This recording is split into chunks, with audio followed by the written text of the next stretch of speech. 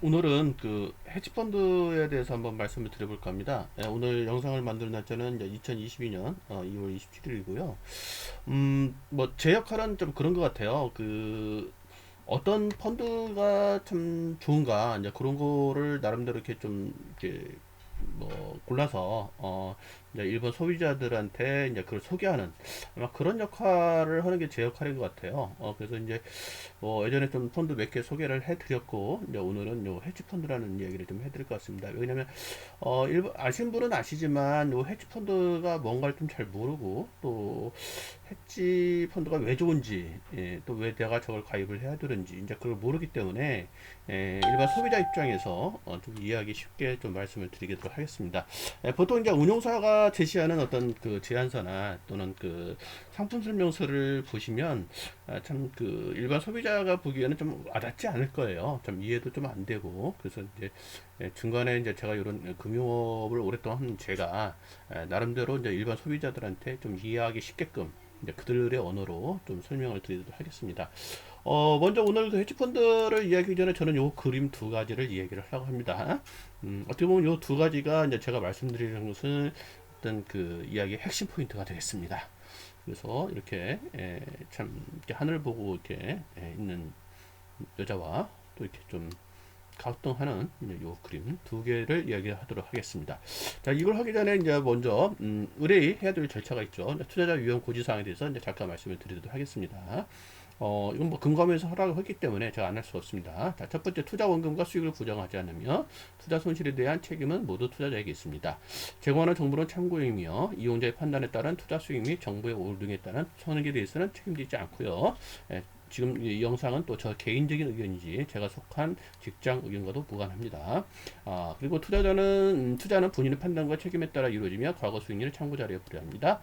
투자는 예금자 보호에 따라서 예금 보험사 보호되지 않습니다. 원금 보장도 안 되는 거죠. 그렇게 말씀드리고 제가 지금부터 말씀드린 영상은 뭐 간단한 설명만 드릴 겁니다. 이제 이해하기 쉽게끔. 그래서 자세한 내용은 이제 제안서라고 표현되는 그 투자 설명서를 꼭 확인을 해 주셔야 되겠습니다.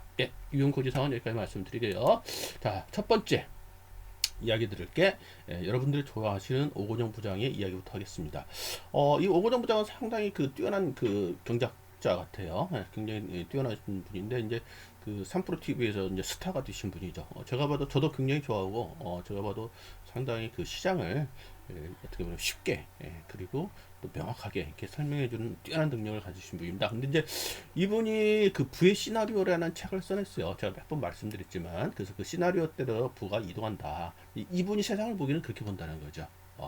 뛰어난 사람이 보기에 부는 이동한다. 그래서 이제 우리 개인들이 돈을 어떻게 벌 것이냐 이렇게 때는 뭐 주식 투자를 해서 어디 사서 어디 팔고 이제 이런 부분도 중요하지만 이제 큰 그림을 봤을 때 부가 이동하는 쪽을 쫓아서 우리는 투자를 해야 된다.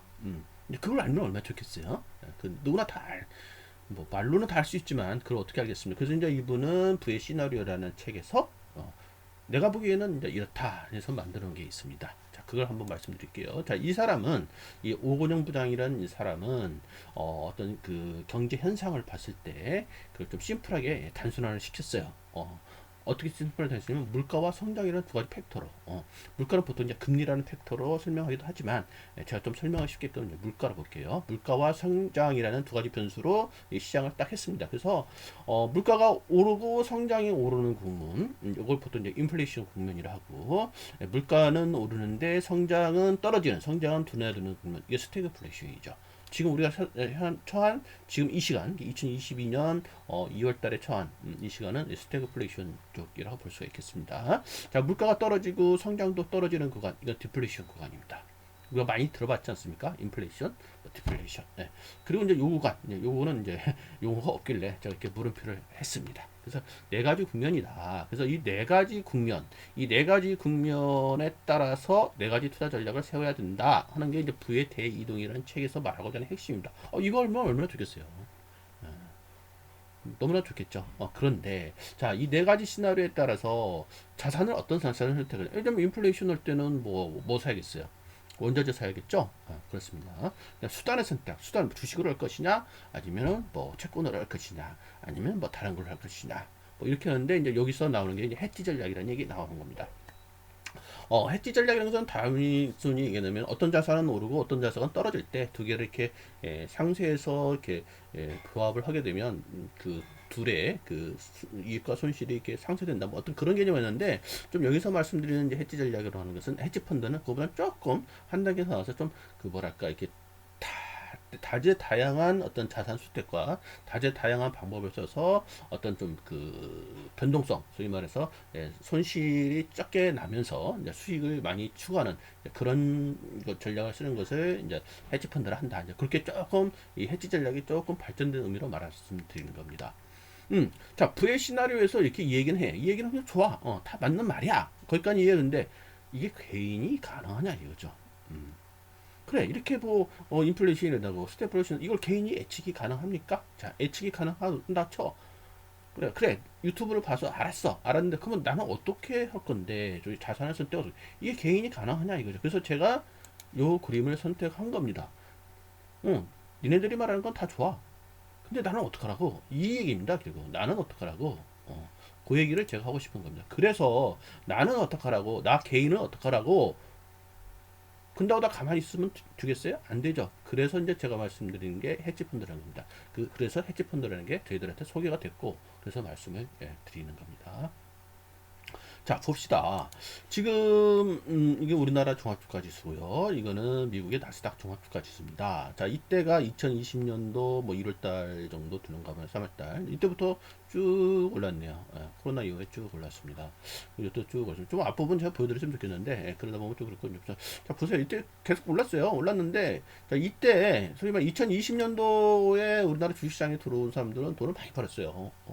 다 아는 얘기지 않습니까? 근데 이때 남들이 돈 벌었다는 소리를 듣고 이때 들어오신 분들, 2021년도 5월달 중반부터 들어오신 분들, 또 2021년도 1월달에 들어왔다고 쳐요. 이분들 돈 못 벌었어요. 손해 났습니다. 주식을 다룰 수 있는 스킬이 없다면 손해 났을 거예요. 손해 났습니다. 자, 그래서 동학개미들이 손해보고, 그래서 안 되겠다. 미국 시장으로 옮겨가자. 그래서 서학개미들 결과를 보죠. 서학개미들은 우리보다 조금 더 올라갔네요. 그래서 이때까지는 올랐어요. 그런데 이때부터 또 떨어지네요. 역시, 미국 시장도 떨어지니까 서학개미들도, 아이고, 미국도 아닌가 봐요. 이제 이렇게 지금 상황이 되어 있습니다. 그리고 이제 뉴스가 이렇게 나오는 거죠. 미국 연준이 기준금리를 올리겠다. 그리고 뭐 원자재 가격이 막 치솟아 올라간다. 러시아가 우크라이나가 뭐 전쟁을 일으켰다. 그래서 원자재 값이 더 오를 거다. 자, 이러한 뉴스라는 것은 결국 정부인데 이 정부가 나에게는 왔어요. 분명히 왔어. 그렇지만 어쩌란 말이냐 이거죠. 어쩌란 말이 표정이. 어쩌란 말이냐. 내가 어떻게 하라는 건데 이 얘기죠. 이렇게 좋은 말은 해. 이래 뭐 이렇게 좋은 말도 하고. 그렇지만 나는 어쩌라는 말인데 개인은 어쩌라는 말인데 이게 제가 이제 오늘 드리려고 하는 핵심 되겠습니다. 자, 이분이 말하기를 원영부장이 말하기를 시장은 이렇게 상황별로 달라진다라는 거죠. 그러면 그거를 좀 얘기를 하면 이런 겁니다. 시장의 속성은 변화무상하다는 겁니다. 이 변화무상. 변화무상이라는 얘기에서 무상, 항상 일정한 건 없다 하는 얘기죠. 이게 아마 불교에서 나온 얘기일 거예요.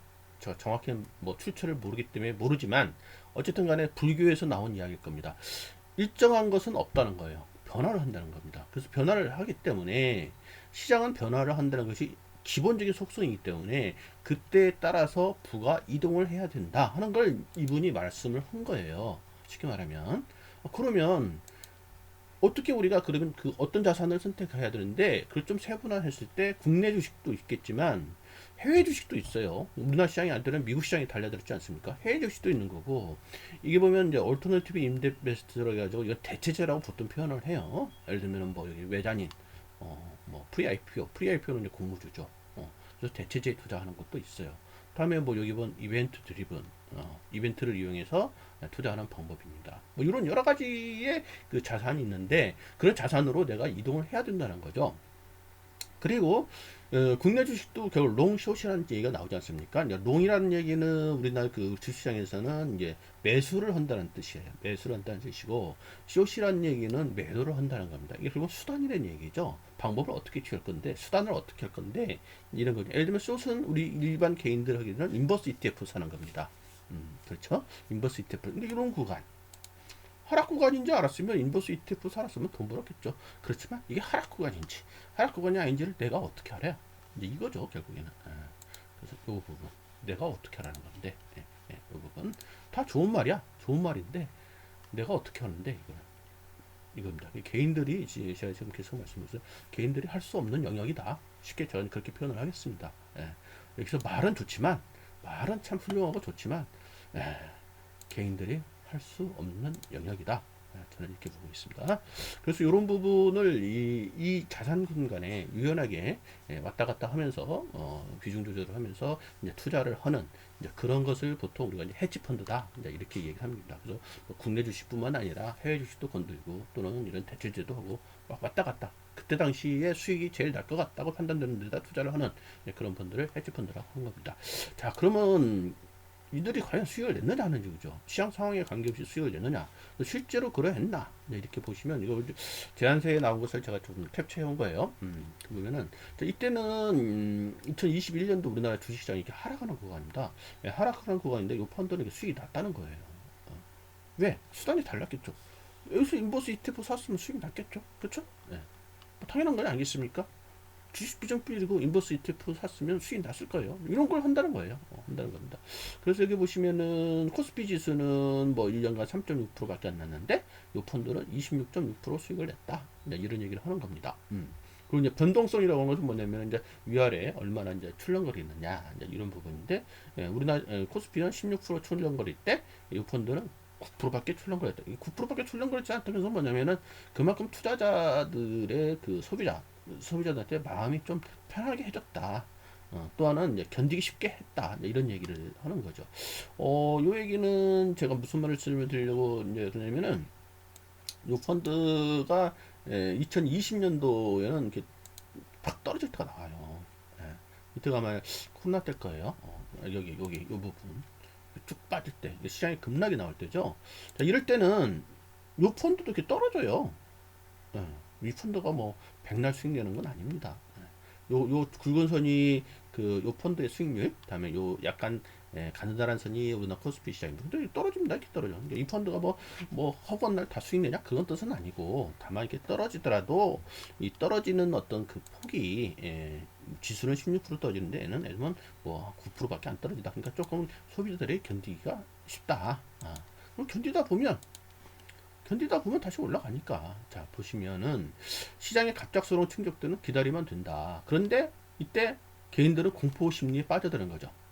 공포 심리에 빠져들어서 대부분 이때 손절을 하게 됩니다. 손절하게 되면 그 다음에 올라가는 거를 못 먹고 손실로 끝나는 거죠. 뭐 지금 2020년도 2월달 지금 그 우크라이나 문제 때문에 시장이 굉장히 어려운 때, 이때도 아마 손절하고 나온 사람들이 굉장히 많은 걸로 알고 있고요. 뭐 개인들이 거의 1조를 팔았다 뭐 이런 뉴스도 제가 봤습니다. 그 사람들은 뭐 여기서 끝난 거죠. 손실 보고 끝난 겁니다. 뒤에 이게 올 줄 모르고 그렇습니다. 자, 그래서 요거는 1년간의 어떤 수익률을 보여준 거고, 요 펀드가 그러면 과연 5년간은 어땠냐? 이건 단기간에 그래 수익 낸 건 알겠어. 그러면 5년 동안은 어땠는데 이제 그걸 한번 보여주는 게 요겁니다. 과거 5년간 성과 데이터에서 2016년부터 2021년까지의 데이터입니다. 여기서부터 보기겠죠. 다 보시면 요 하얀색 아니 요 굵은 석은 요 펀드의 수익률, 요 가느다란 선은 종합주가지수. 맨날 이 펀드가 수익 내냐? 그건 아니더라 이거죠. 이게 보면 종합주가지수가 이 펀드의 수익률보다 더 좋을 때도 있어요.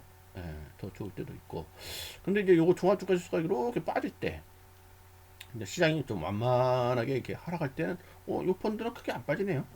크게 안 빠지고 옆으로 쑥 기거나 플러스 이렇게 내주네요. 그러다가 시장이 급락할 때는 이제 코로나 같처럼 급작스러운 충격이었던 이 펀드도 별 수 없이 빠지죠. 왜냐면 대응을 못하기 때문에. 그렇죠? 그렇기 때문에 빠졌다가 다음에 정신 차리고 다시 대응을 해서 쭉 올라갑니다. 올라가는데, 자, 신기하게 요 구간이 있네요. 요 구간에 보면은 코스피 지수는 엄청나게 올랐는데 얘는 안 올라. 안 올라고 옆으로 깁니다. 이게 들어보니까 아마 이때 이제 그 대응 전략이 조금 시장하고 안 맞았던 걸로 내가 알고 있어요. 안 맞은 거라 서 다시 이제 수정을 해서 그다음부터 쭉쭉 수익을 냅니다. 쭉쭉 수익 내는데 시장은 이렇게 빠져버리고 이 펀드는 쭉쭉쭉 수익을 내더라.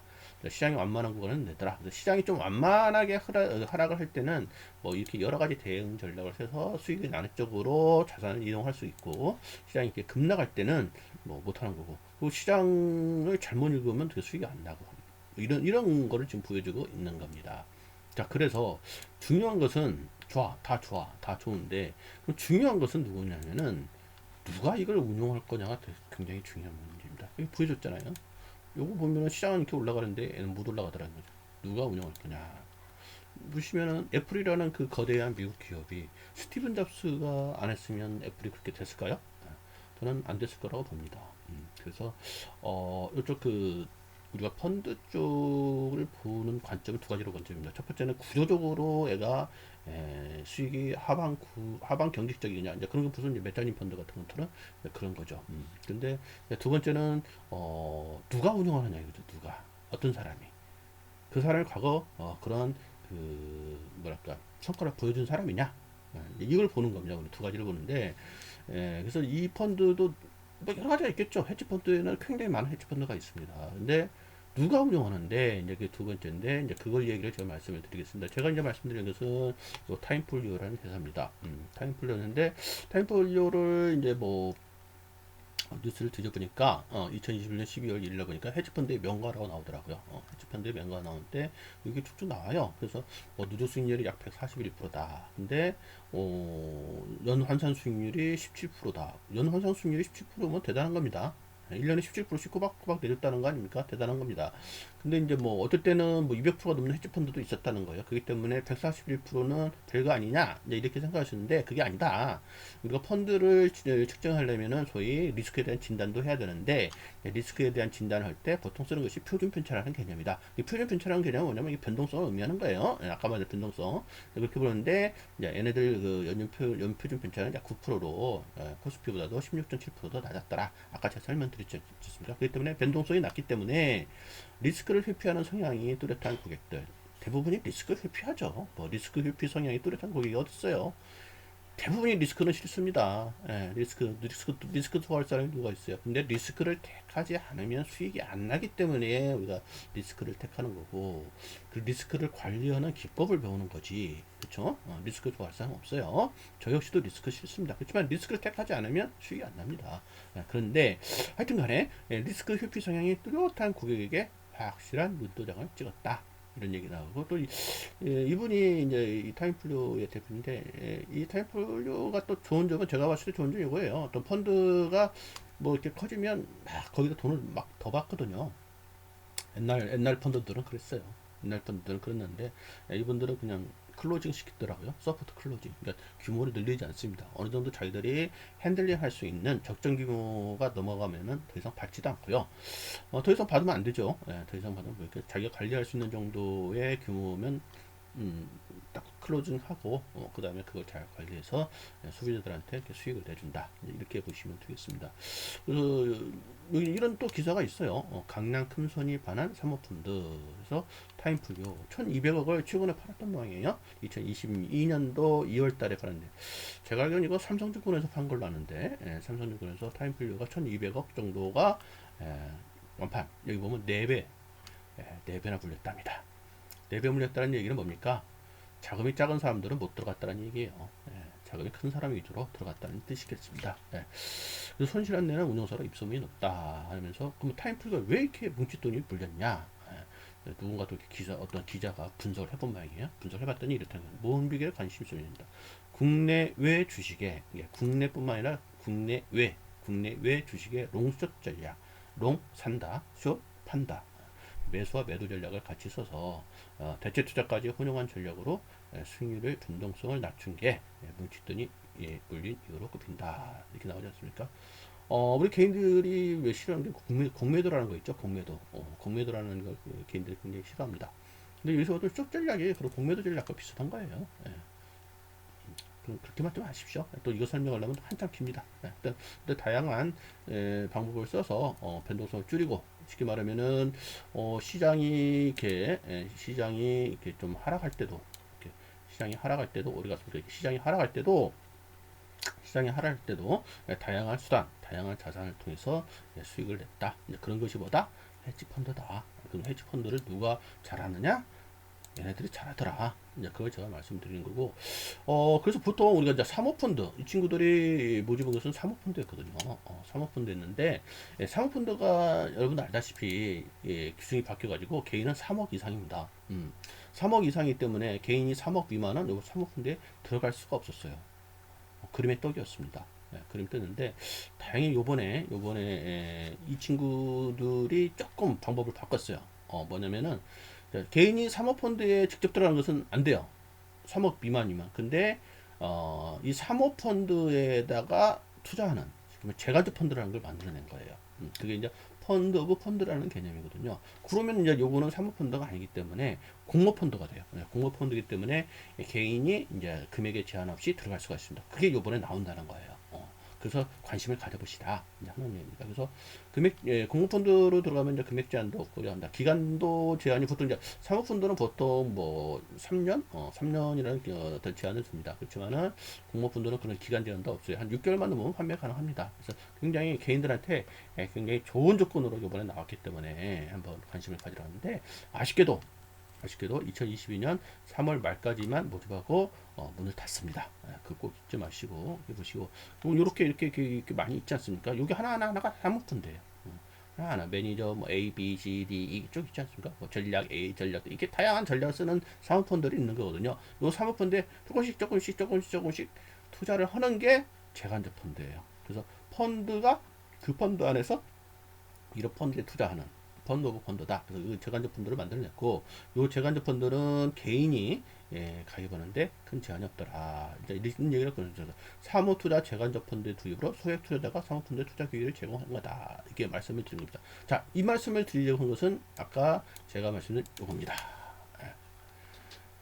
자, 이게 다 좋은 얘기인데, 유튜브에 나오는 다 좋은 얘기, 책에 나오는 다 좋은 얘기인데, 핵심은 나보러 어쩌란 얘기냐 이겁니다. 나보러 어쩌란 얘기냐. 내가 어쩌란 얘기냐. 개인이 가능하냐 이거죠. 이게 안 된다는 겁니다. 안 되면 뭐 누군가 잘하는 사람한테 돈을 맡겨서 해야 되는 건데, 누군가 잘하는 사람한테 돈을 맡기로 했더니 지금까지는 사모펀드로 해가지고 돈 3억 이상이 아니면 접근 자체가 안 됐는데, 뭐 어쩌란 얘기죠. 어쩌란 얘기냐. 응? 고민만 하고 있는 거죠. 이럴 때 손실 다 보고 있고, 그렇죠. 그래서 이제 그런 거에 대안으로 이게 나왔으니 관심들 가져보시라 측면으로 오늘은 그 헤지펀드에 대한 이야기를 드렸습니다. 그래서 3월 말까지밖에 안 되니까 관심을 가져보시고, 만약 이 동영상을 좀 늦게 보신 분들, 예를 들면 3월이 지나서 이 동영상 혹시 볼 수 있는 분도 있을지도 몰라요. 뭐 그때도 뭐 그냥 한번 저한테 연락을 주시면 그때도 가입 가능한 헤지펀드가 있는가는 알아봐 드리도록 하겠습니다. 그래서 헤지펀드라는 게 뭐다, 그리고 헤지펀드를 왜 우리 개인이 해야 되느냐, 이제 그런 얘기를 오늘 그냥 말씀드린 거고, 뭐 가입하려고 하는 시점에서 이게 가입 가능하겠습니까? 그럼 그때마다 저한테 연락을 주시면 되겠습니다. 그래서 자, 오늘은 헤지펀드에 대한 얘기를 말씀드렸으니까 관심 있는 분들은 연락을 주시기 바랍니다. 감사합니다.